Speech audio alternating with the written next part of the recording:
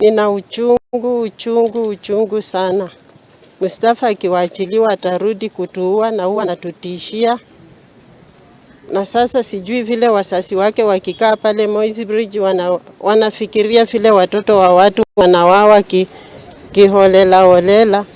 It appears and is apparent from the evidence that when you acted in the wrongful and unlawful killing of the victim, you were actuated with malice, ill will, hatred, in that the way the victim was slaughtered, you had no regard to the right to life given by the Constitution Article 26.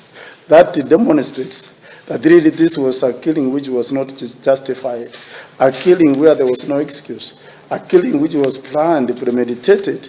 The way the body parts of this particular victim was found hidden, and the way they were dismembered, the severance of the bodies of the victim can only be that this is a murder which really should have attracted the rarest of the sentence of the death penalty. But because in Kenya we are a republic where usually death penalty we seem, because that is really the maximum sentence of 0 to 04. This is a case for this court could have really given the rarest of the sentence, which is the death penalty. But because of other considerations constitutionally that usually rarely does Kenya execute death penalties. It does exist in the statute, but in terms of execution, there is less action by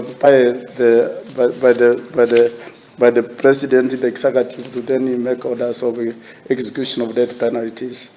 And for that reason, then I don't want to give a death penalty in vain.